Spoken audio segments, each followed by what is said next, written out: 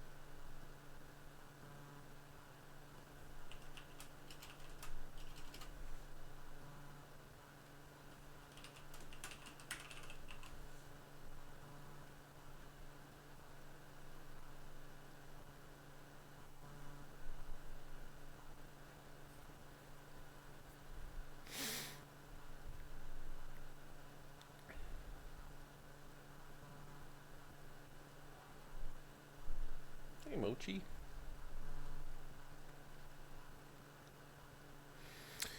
Okie dokie. So today we're going to be taking a look at some other aspects of the Cold War that we have not yet addressed.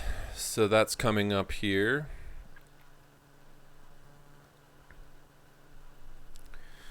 And today mostly we're going to be looking at like the space race. We talked about the Korean War on Monday. We didn't do one on Wednesday because I had to do some stuff under Norco College. Also, my mom is visiting from town, out of town right now, and so I've been trying to spend time with her. Hey, Mochi, you're so cute. Mochi, Mochi. Sorry. Okay. So, today we're going to be looking at the Cold War from kind of a different perspective. We're going to be looking at the space race. We're going to be looking at the situation that develops in Cuba and start to understand that. And, pardon me, we're also going to be taking a look at the nuclear arms race that develops during this time. So, let me see if I can pull up the stuff that we're going to be needing for today's lecture. All of this is still pretty early Cold War stuff. The Cold War is the most intense time where the Cold War is really heating up, and there's a lot of concern that a global nuclear war is going to break out. Is in the early years of the Cold War in the 1950s. So the 50s and early 60s is like we come so close to all-out nuclear war with Russia, with the Soviet Union in 1962. It's not even funny how close it got under the Kennedy administration.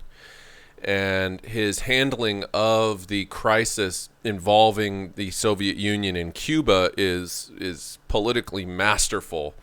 And probably there's like a Rick and Morty alternate universe somewhere, multiverse, where we did not avert nuclear disaster.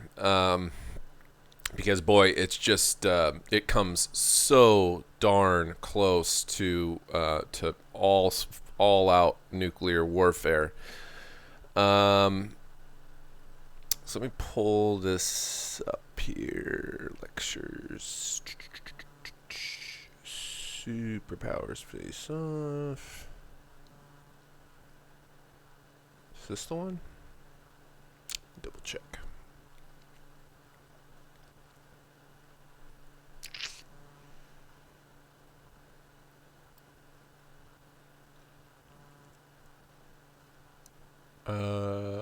What's going on here? Download this.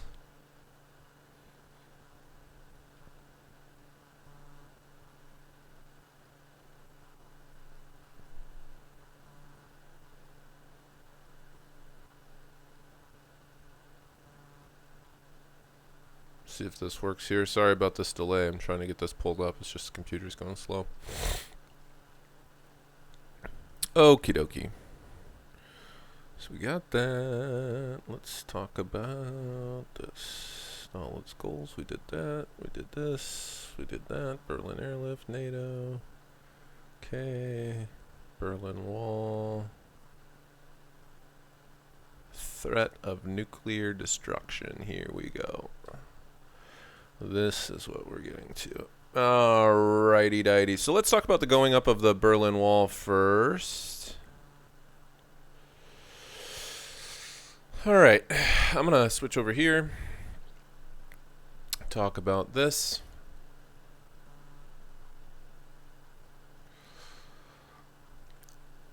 Okay, so by the time that let's talk about a few different things. Actually, I might have to go back a little bit here. Stalin die.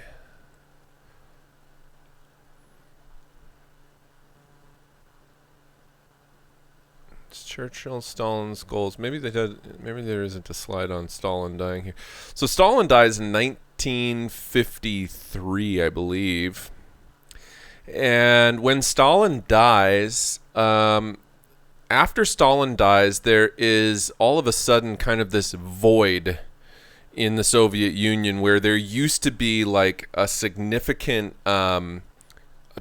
brutal totalitarian dictator in place. I'll just talk about it instead of showing you slides on it. There's a guy that takes over, and he's actually depicted in the background here. His name is Nikita Khrushchev. Nikita Khrushchev was the next major figure that you would need to know about. There were technically a few leaders between Stalin and Khrushchev. So Stalin dies in 53. There's a couple of guys that take over for a short period of time that don't really hold on to their leadership. It's not until there's a secret meeting that takes place, and this secret meeting is a very bold move by Nikita Khrushchev to basically try to encourage the Soviet Union to move away from the totalitarian, terror-based, fear-based, dictatorial governance of Stalin's practices that included things like purges and stuff like that to kill people that were considered political threats and so on. So Khrushchev is the next major figure that takes over. Now, Khrushchev is still going to be a communist. He's still going to be leader of a one-party Soviet Russia.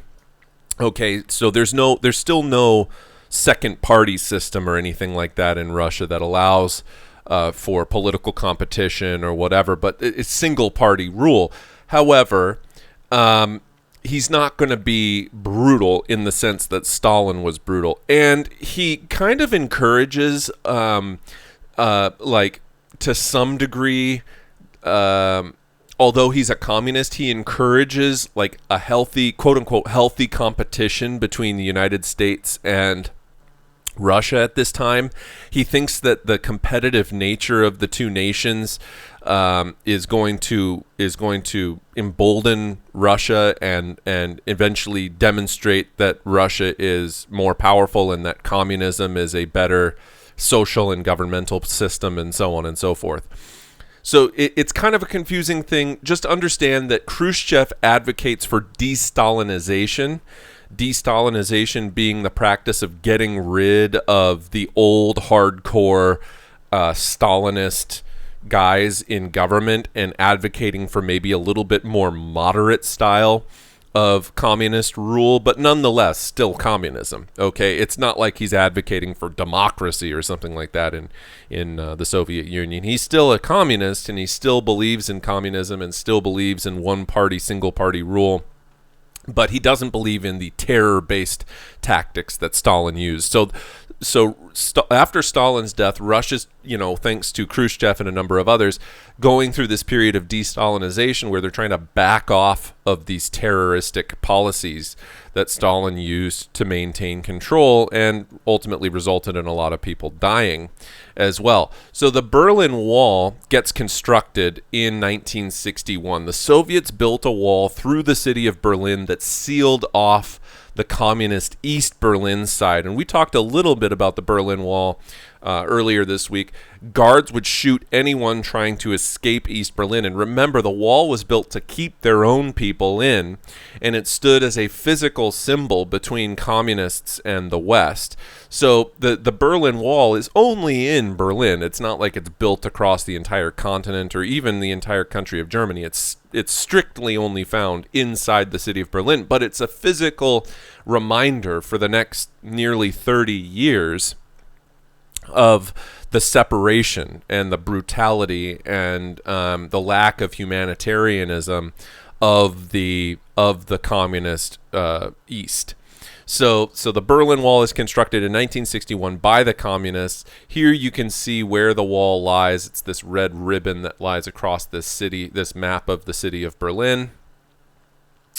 And this is kind of a, remember that the Berlin Wall is actually a wall, the Iron Curtain, not a real curtain. The Iron Curtain is a metaphorical barrier that separates the West from the East. This is a literal physical barrier in the city of Berlin. Now, the early days of the Berlin Wall, this is a great picture because the early days of the Berlin Wall didn't have this rounded off thing at the top. It's not very menacing looking, but actually putting this rounded surface at the top of the wall made it a lot more difficult to put your hand on the top of the wall or get a boost from somebody to get grip, because your hand will slip off the rounded surface at the top.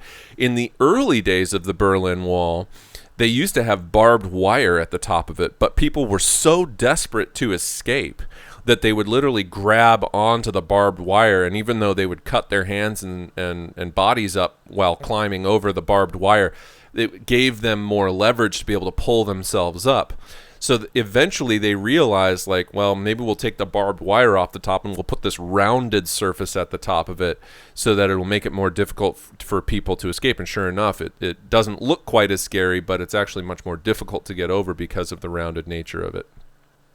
Like I said, here's what it used to look like in the early days, but people were so desperate they would run up and grab on top of the barbed wire up here and pull themselves over, even though they would be risking cutting themselves up and stuff. So you can see the old Berlin Wall there, and then the new Berlin Wall with the rounded top there. You can see it would be very difficult to get any leverage for your hand to grab onto anything there. And of course, it's covered in graffiti. Now, there are still parts of the Berlin Wall that you can go and see today. That's an old Soviet vehicle. And here's a very famous graffiti piece of Brezhnev and Honecker, who was the leader of the German Democratic Republic at the time. And there they are kissing each other in front of this Soviet-style vehicle here. Brezhnev, by the way, in case you don't know who Brezhnev is, Brezhnev was the leader of the Soviet Union after Khrushchev. So Khrushchev is leader from 1961 until I think 1960, maybe 66 or 68, somewhere in that neighborhood. Not for very long, really. And then Brezhnev takes over, and Leonid Brezhnev was the next leader of the Soviet Union from 1968 until he dies in 1982, I think it is, or somewhere in that neighborhood. Okay. The next major part of the aspect of the Cold War that we're going to look at now is called the threat of nuclear war, or the nuclear arms race. So, after World War II ended, of course, with the United States for the first time ever using not one but two different atomic bombs in warfare to level the cities of Nagasaki and Hiroshima. And so the United States had developed the world's first atomic bomb. And they had hoped, at the end of the war, Truman was hoping that it would take a while for the Soviet Union to be able to develop a bomb. He thought that the soonest they would be able to do it would be like, 10 years after the Americans. So that would give them a nice long head start to continue to develop that technology and stay ahead of the Soviet Union. However, the Soviet Union had spies inside the Manhattan Project that brought the plans of the atomic bomb back to the Soviet Union and allowed them much more quickly than Truman thought to be able to develop their own bombs. So by 1949, just a couple of years after the end of World War II, the Soviet Union has created its own atomic weapons. And in 1952, the United States has by then, just 7 years after the war, developed the first what's known as H-bomb. So the atomic bomb used, uranium and plutonium to blow things up. The hydrogen bomb is far, far, far more powerful than an atomic bomb is. And so the hydrogen bomb, thousands of times more powerful than an atomic bomb. And if you look at the difference between a hydrogen bomb and an atomic bomb, even though it's huge, seems like a baby bomb compared to the sorts of explosions that a hydrogen bomb creates. Well, look at this. Just 1 year after we develop our own H-bomb, the Soviets have developed their H-bomb. So what we're seeing here is we up the ante, they up the ante, we up the ante, they up the ante, and it just keeps going back and forth, and we start out-competing each other to keep building bigger and bigger bombs. Well, eventually, what the United States does, is they stop creating bigger bombs and start focusing on creating more precision-based bombs. Now, if you take a look here, this is the explosion, which was about a 15 kiloton explosion, all right, of Hiroshima. Now, by comparison, that bomb is already, the mushroom cloud of it reaches about 12 kilometers into the sky. Okay, that's already taller than Mount Everest. But if you take a look at the largest bomb that the Soviet Union ever created, which was known as the Tsar bomb, okay, the Tsar bomb was a 50 megaton bomb, which is multiple thousands times larger than the bombs that were dropped at Hiroshima and Nagasaki. And you can see the size comparatively and we're talking about, this is already a massive, think about it, it's larger than Mount Everest, okay? It's already a massive explosion. But if you then take and look at the size of this one by comparison, all right, it is really, really hard to imagine the gravity of the size of such a bomb. So you can see here that the United States they stopped focusing on creating such huge bombs. Okay, by the way, down here you can see this down here is Hiroshima's size compared to the Tsar bomb size. Okay, these are some of the largest H bombs that we set off, which are still huge compared to Hiroshima. Okay, for example. However, we were much more precise. Okay, we were much more precise with our ability to put bombs in locations. The Soviets went for sheer size, sheer magnitude of the explosion. We were more about creating more bombs of a smaller size, but much more precise, and being able to put those bombs where we wanted them. Now, if you take a look at these red dots here, these are dots that represent missile installations across the globe. And you can see that NATO had a significant number of missile installations, all pointed directly at Russia, in the event that a major war was to break out. But then, too, Russia had placed some in Cuba and various other places that made us nervous as well. So if you take a look at where they placed them around here, this could have reached out and relatively easily reached other places. As these bombs, it's not so much the bombs, it's that they're put on these what are known as intercontinental ballistic missiles, ICBMs. So these intercontinental ballistic missiles are, you put a massive nuclear warhead at the top of it, and it's a missile that can literally fly between continents. It doesn't even have to be launched from land. You can launch them. By the time that we get to the late 50s, early 60s, we're seeing the development of things like nuclear submarines. And these nuclear submarines can have, not only are they nuclear powered, but they can have nuclear warheads right on them and then launch missiles from the submarine from an undisclosed location somewhere around the world's oceans, and then dive and not be found. So there's various stories of these kinds of test missiles that were fired off at this time. So previously, the only way that you could have a bomb explode was if you had a plane carrying a massive payload. It would drop it. They would explode the bomb somewhere about a mile over the surface so as to increase the surface area damage that it would do and to minimize the radiation fallout from above. But increasingly, we're seeing these bombs no longer being dropped as isolated bombs, but being put onto the top of missiles that can fly very, very long distances. And the American missiles in particular were very, very accurate in terms of where they would land. So you can see that there are a number of different nuclear weapons states during this time, including America, the Soviet Union, France, Britain, and eventually, they don't have nuclear power necessarily for weapons, but they do have nuclear power in places like Israel, India, and so on.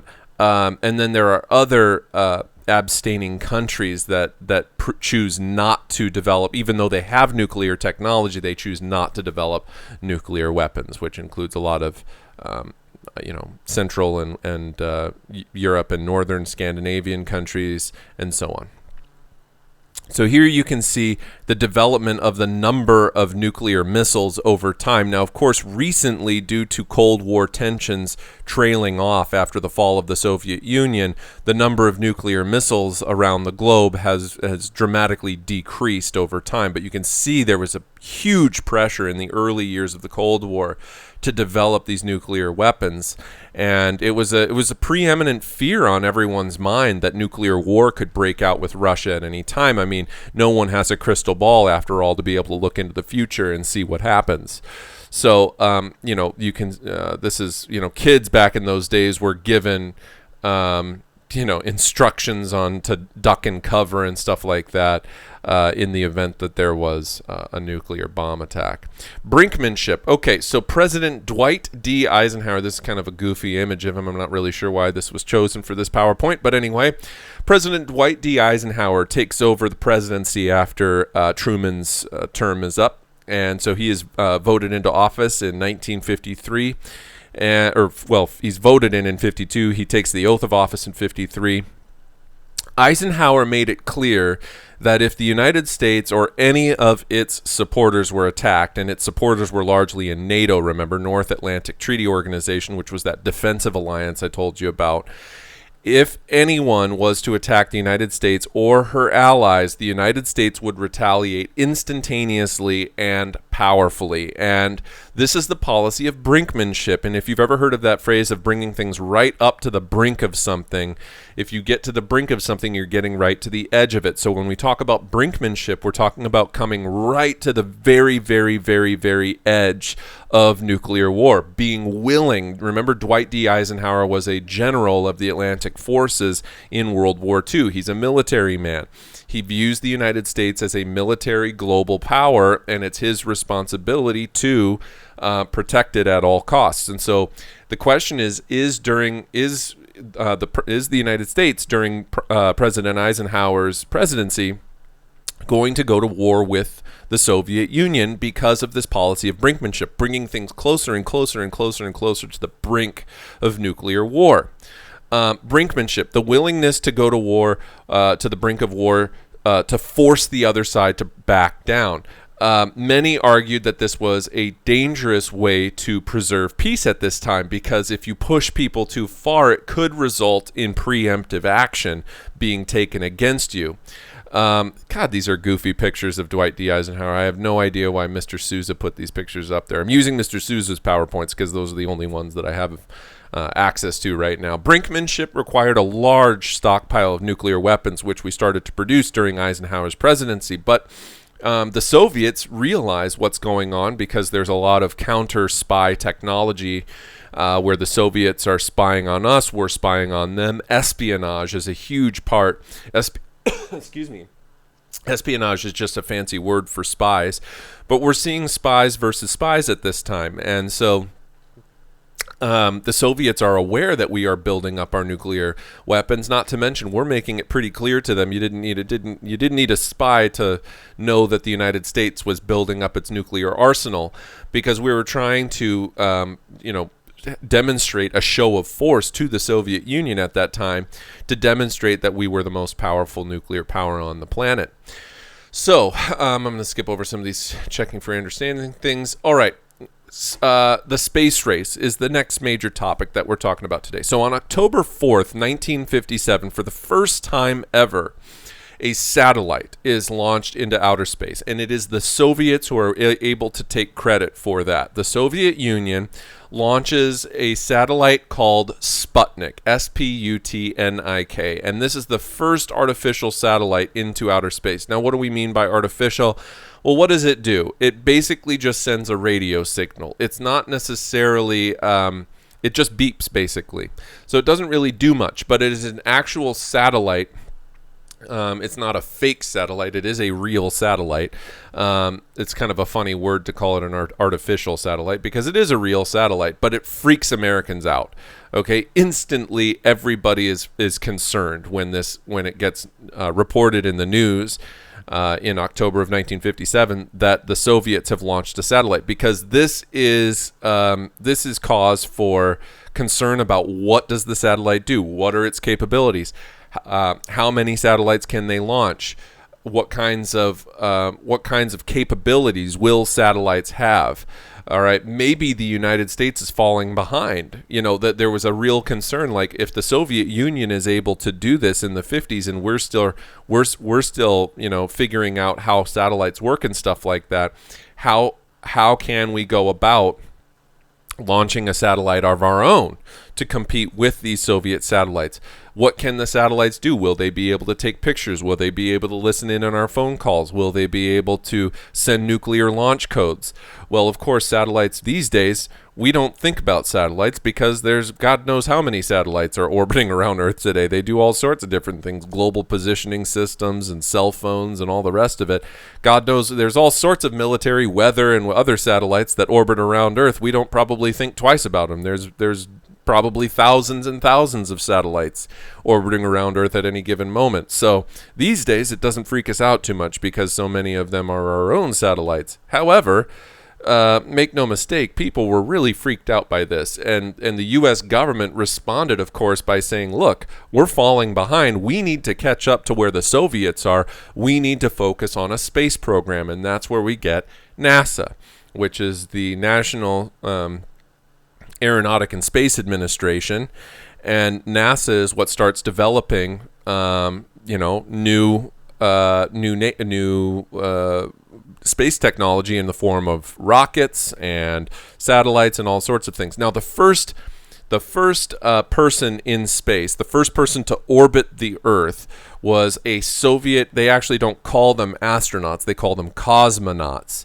So in Russia, it's not an astronaut, it's a cosmonaut. We call them astronauts. They call them cosmonauts. So Soviet cosmonaut Yuri Gagarin was the first person to orbit the Earth and return home. And he was considered a hero of the Soviet Union in 1961. But this was yet another example of the Soviets beating us in the space race.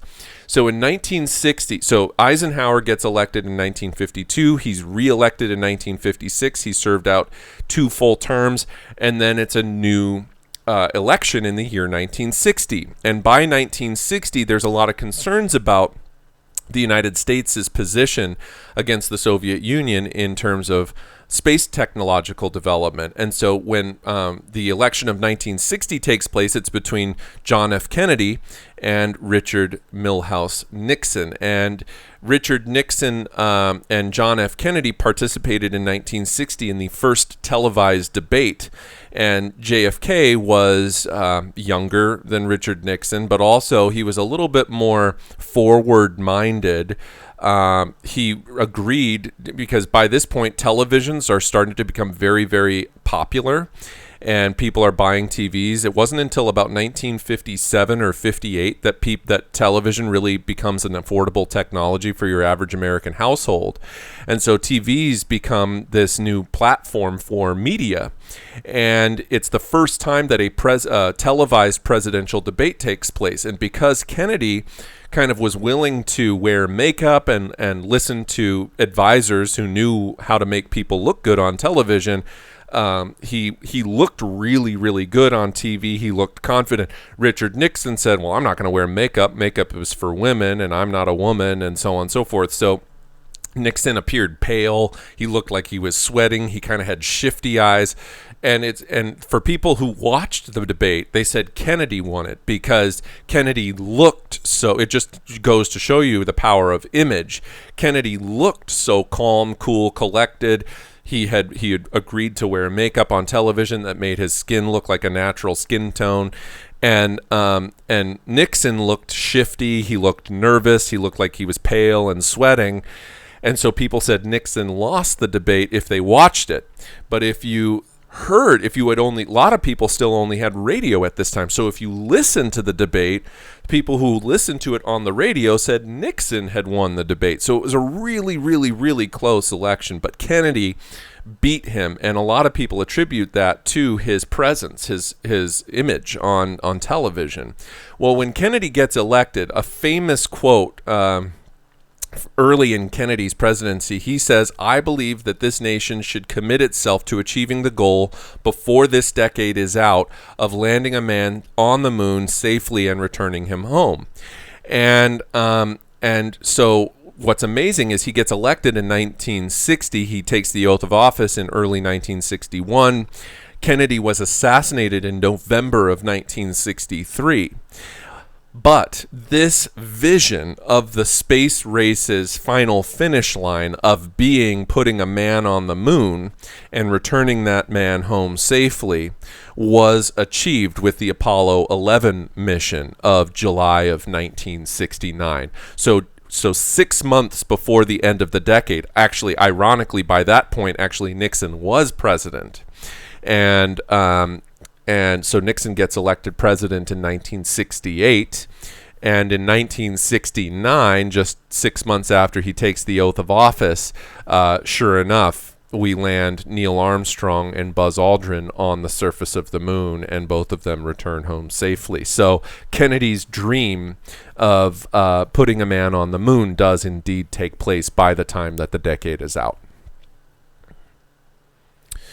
And there you have it. So this is the first American to orbit the Earth happens after Yuri Gagarin. John Glenn was the first American to orbit the Earth. But July of 1969 is where Neil Armstrong and Buzz Aldrin, Edwin Buzz Aldrin, walked on the moon.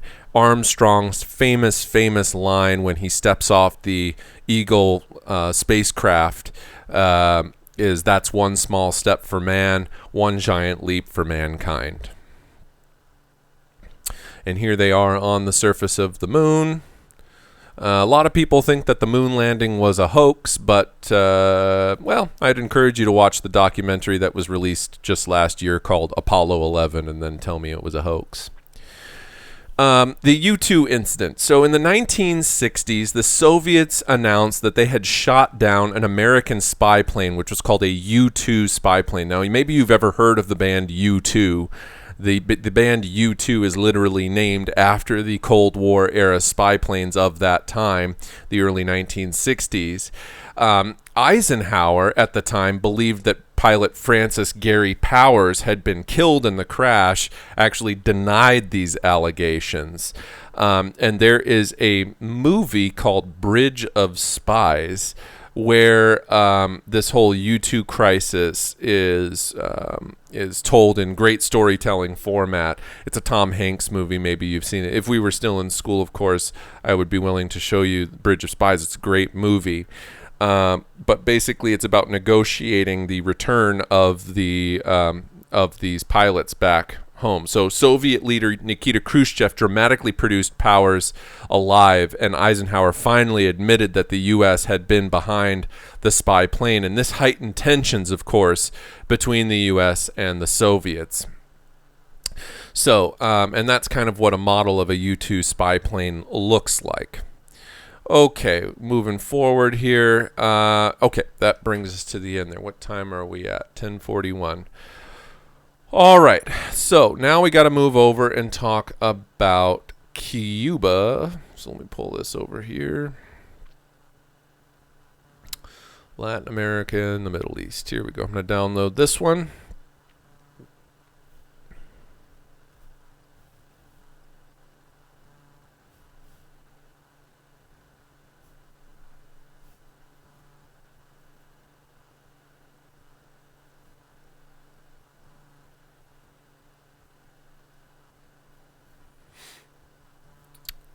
All right.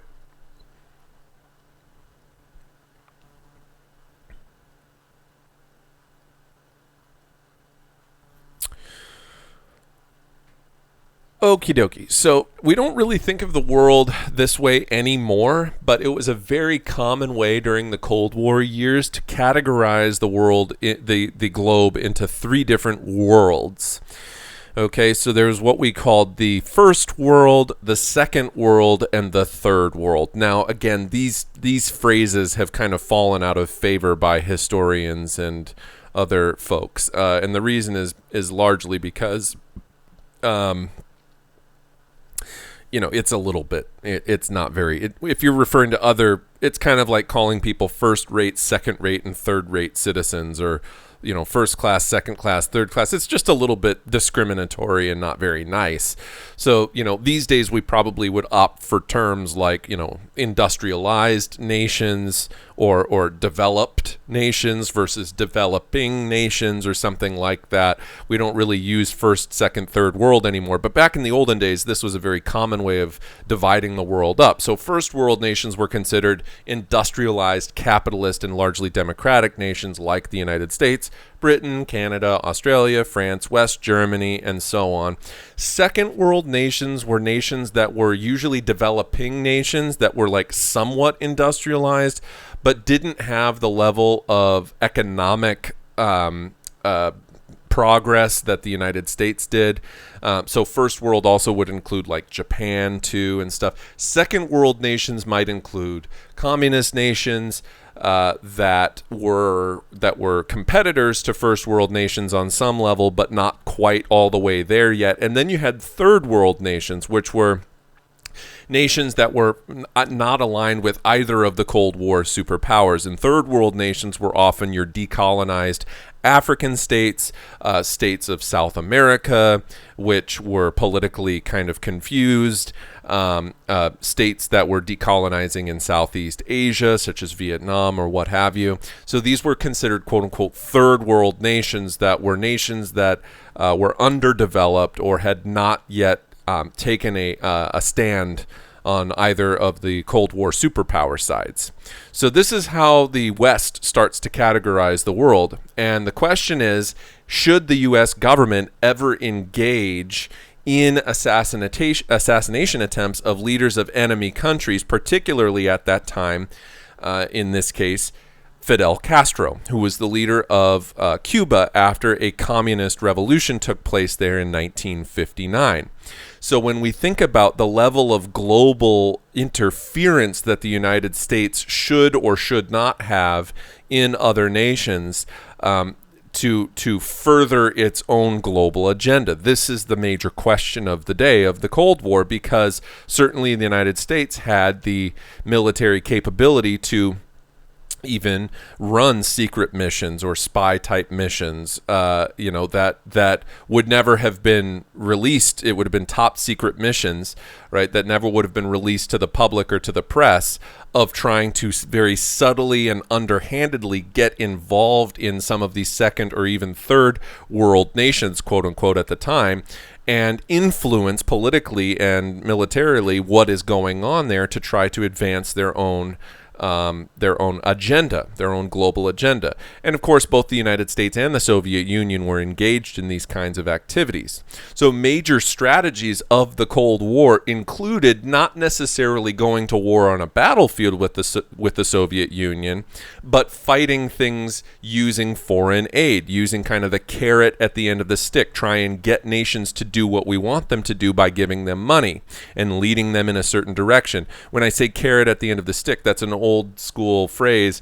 Basically, imagine if you were sitting on top of like a horse or a mule or something like that, and you held a stick with a carrot out at the end of it. Well, what's going to happen is that horse or mule is going to walk forward in whatever direction that you're pointing the stick, because it's going to try and get the carrot at the end of it. And what we would do is we'd hold money out at the end of the stick and try and get other nations to walk in the direction that we wanted them to. Espionage. Okay, espionage is a fancy word that simply means spying on each other. But again, it's done behind closed doors. It's secretive. Brinkmanship. I mentioned that phrase to you in the last PowerPoint. The idea of bringing things right to the brink of war. A show of force, demonstrating, look how many powerful missiles we have. Look how many powerful nuclear weapons we have. You don't want to mess with us. Using threats and stuff like that. Alliances. Trying to build very public alliances with other nuclear-powered states. And then, of course, surrogate wars, or what I mentioned before, proxy wars. Same idea. Surrogate wars or proxy wars, same thing. All it means is fighting a more local, regionalized war between the Soviet Union and the Americans on a smaller scale, in a place like Korea, in a place like Vietnam, in a place like Cuba. So rather than going a full scale and having a global nuclear war breakout, fighting these smaller regional wars, but it's all about the same thing. Okay, so how as we're looking at this unit here, and we move into this next part, as the Cold War continued, the United States and the Soviet Union competed for influence in various so-called third world countries at that time. In certain Latin American and Middle Eastern conflicts, the superpowers supported opposing sides in their efforts to gain influence around the world. So, for example, in Latin America, of course, not everybody in Cuba liked the idea of Fidel Castro taking over as a communist totalitarian leader of Cuba. There were people who were sympathetic to America, democracy, capitalism in Cuba. But the question is, how do we get those rebels in Cuba to stand up against Fidel Castro? Similar in the Middle East, right? In Iraq and Iran and Saudi Arabia and various other places across the Middle East, the United States is going to try to support people in those regions who were sympathetic to the West. And then, of course, the Soviet Union is going to support the other side, which is going to be more sympathetic to communism or very conservative style rule that wants to cut down on Western influence in the Middle East. So these are some of those terms. Okay, fighting communism covertly. When we use that word covert, all that means is secret. Overt is overt and out in the open. Covert is secret. The Central Intelligence Agency, the CIA, is an international, it's an American organization that's set up for international intelligence, which is different than, say, the FBI, which is more internal. That's the Federal Bureau of Investigation. The FBI is more dealing with internal domestic affairs at home here in the United States. The CIA is more of an international foreign-oriented organization, and it was initially set up to secretly fight communism and to prevent domino theory from happening, right? To prevent communist uprisings from spreading from the Soviet Union to other places. Now, on the Soviet side of things, you have something set up called the KGB. Now, those stand for a bunch of Russian words that I don't know what they are or what they mean, but it's basically the same thing, but on the Soviet side. It's the Soviet Intelligence Agency. So there's this kind of spy versus spy mentality of these organizations of the American CIA versus the Soviet KGB at this time, who are trying to collect intelligence on one another and their activities around the globe. So they had various ways of doing this. It's kind of old school James Bond technology of things that they would use to try to spy on other people. They would have secret microphones inside their watches. They would have secret ways of communicating with one another. and reading people's faces and all sorts of different illusions of things. It's amazing the kinds of signaling that people used to try to communicate messages with one another and so on. So, what happens with the Bay of Pigs invasion in Cuba? Well, basically in 1959, there was the leader of Cuba before Fidel Castro was the Batista government, and the Batista government was overthrown by this communist revolution in 1959, and Fidel Castro overthrew Batista, who at the time was the U.S.-backed dictator of Cuba, which who was allowing, organized crime and other things like that from America to take place. So they had, I don't know if you guys know anything about this, but like Cuba was like the hot destination spot of the 1930s, 40s, and 50s for anyone who was anybody in the United States. Politicians, actors, actresses, music stars and movie stars and so on would all go to Cuba for the weekend instead of like a place like Las Vegas or something, they would go to Cuba. And it was because there was all sorts of, it's beautiful, and there was all sorts of American tourism and stuff that happened in Cuba. Well, the Western influence in Cuba, and including organized crime and stuff like that, was very much hated by Fidel Castro and the communist militia that followed him. And so, really it's thanks to the fall of Cuba and the overthrow of the Batista government by Fidel Castro that Las Vegas becomes a popular alternative for a weekend vacation spot. And organized crime shifts over to Las Vegas in the 1960s and 70s and 80s, early 80s. These days, it's really not an issue there. But back in the olden times, it was very much run by the mob, which needed a new location for all of its, illegal operations. So Fidel Castro overthrew the government of Cuba and established ties with Nikita Khrushchev, who was at the time the communist leader of the Soviet Union. And this, of course, makes America nervous because, according to domino theory, maybe the next place where a communist insurrection happens is right in Washington, D.C. or something like that. So if you think about, where Cuba is, it's only, I think, 50, 80 miles off the coast of Florida or something like that. It's very, very, very close. And this is really making America nervous in part because if the Soviet Union was to supply Cuba with weapons, with missiles, this means that they would very, very easily be able to reach out to the United States and attack us.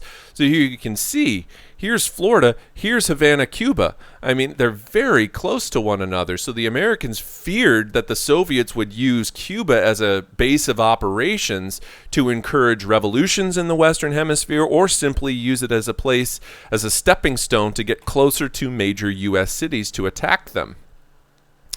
So the Bay of Pigs was a secret operation. The U.S. responded to Fidel Castro's overthrow by basically Kennedy authorized the CIA to train and arm Cuban Western sympathetic exiles to basically invade Cuba and try to retake over, the Cuban government and try and overthrow Castro, who had just installed himself as the communist dictator of Cuba.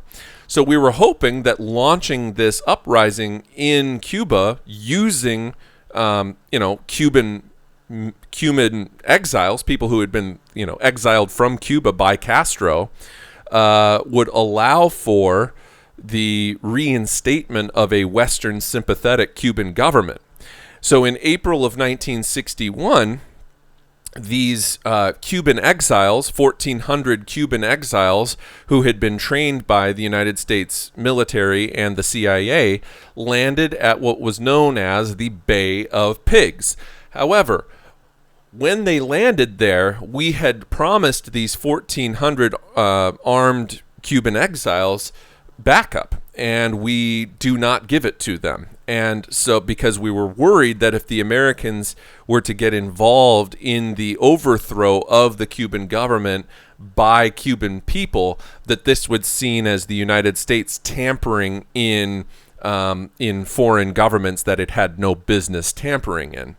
So the invasion is a total disaster. These recruits had not been properly trained. They had not been properly armed. Their boats ran aground, and almost instantly, all 1,400 of these Cuban exiles that we had tried to train blew up in Kennedy's face and were all captured, killed, or re-exiled immediately afterwards. And so this whole thing is a huge embarrassment for the Kennedy administration right at the start of his first term, his only term, because he gets assassinated during his first term. But it was a huge embarrassment for the United States, because it showed us as maybe weak, disorganized, unable to handle affairs. And then, of course, the question is going to be now, how's the Soviet Union going to respond to this? Because this looks like we're trying to do government toppling, and it's just a public relations nightmare for the United States and the Kennedy administration. So this is a super famous political cartoon that maybe you've even seen before. Here's President Kennedy on the right. Here's Nikita Khrushchev on the left, and they're arm wrestling one another. They're both sitting on top of H-bombs whose wire goes to the opposite person. And they're both struggling in this arm wrestling technique with their fingers hovering over the buttons of the H-bomb. So you can see here that we are reaching the height of Cold War tensions at the start of Kennedy's term as president. So in 1962, not wanting to let the entire situation in Cuba fall by the wayside, America is still keeping very, very, very close tabs on what's going on there. And this is ancient technology by modern day standards, but basically Americans were using film style cameras, very, very, very powerful film style cameras that were aimed directly down at, facing the ground from a bottom of a plane, and taking huge pictures of the satellite layout, if you will, the terrain layout of Cuba. And they would have these analysts who would pore over these massive prints that were all piecemealed together from pictures taken very, very, very, very high up in the atmosphere by American spy planes of the surface of Cuba, and look at these buildings that were being put up on Cuba and start to ask themselves, what's this? Well, in 1962, they find that the Cubans had placed, the Soviets had placed long-range missiles in Cuba, these massive missile installments that could very easily have reached out and blown up, say Washington, D.C. or any number of other different cities here in the United States. And so JFK, who was very concerned about this because this is a very aggressive maneuver by the Soviet Union to install these missile installments into Cuba right on our doorstep, demanded that the Soviets remove the missiles and ordered that Cuba be blockaded from any new trade. So basically the United States Navy sets up a perimeter around Cuba that is not going to allow any Soviet ships to pass by to bring in new missiles into Cuban ports. So the United States Navy is now blockading any imports into Cuba. Well, the Soviet Union says you can't do that. They're our ally. We have promised to provide them aid, and we intend to continue trading with them. And the United States basically says, well, if your ships get within X amount of feet perimeter around our ships, we are going to fire on you. And so this is really, really, really ramping things up. And so, because the question is, as the Soviet ships are heading towards Cuba, are they going to reach the perimeter of the American blockade?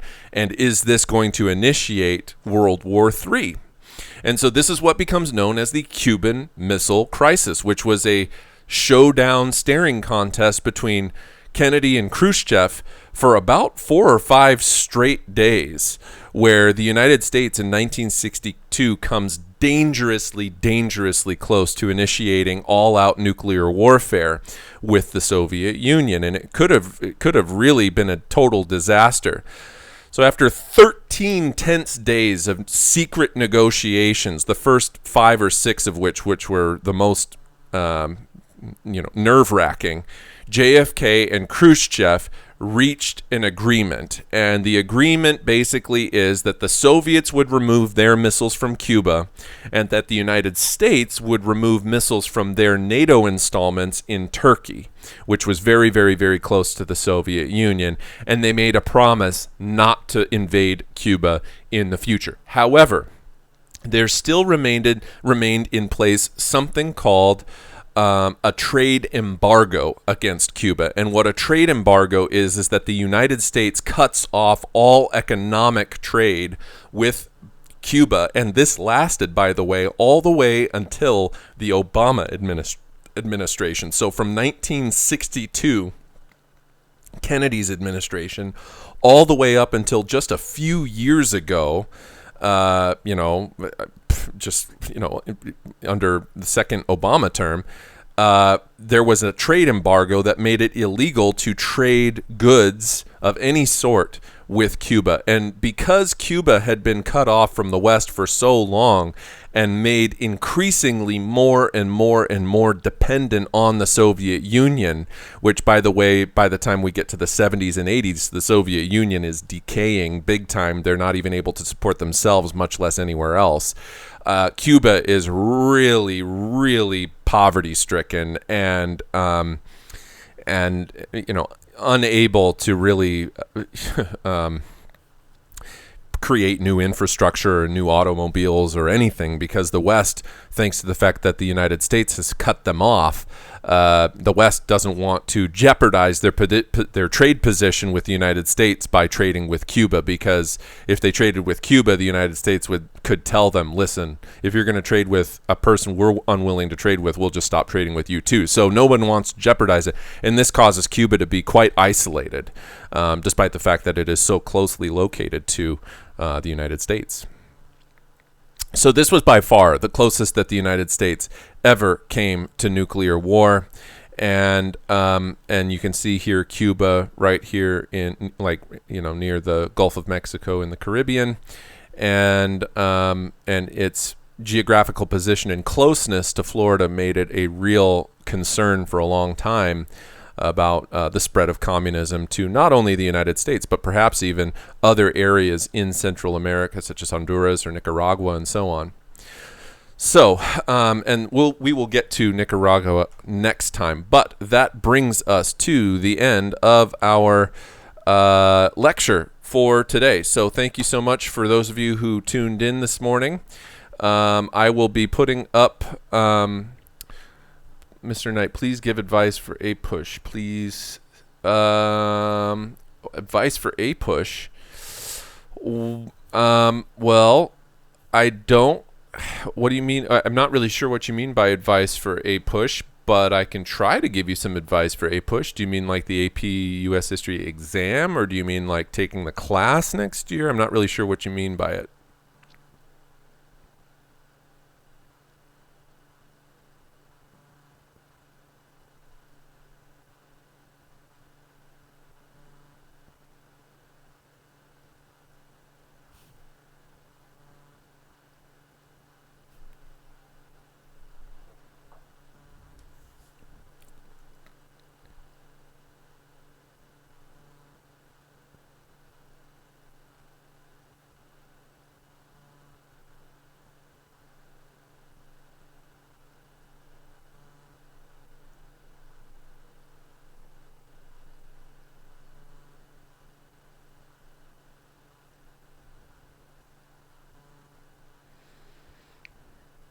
Is Cynthia in here still?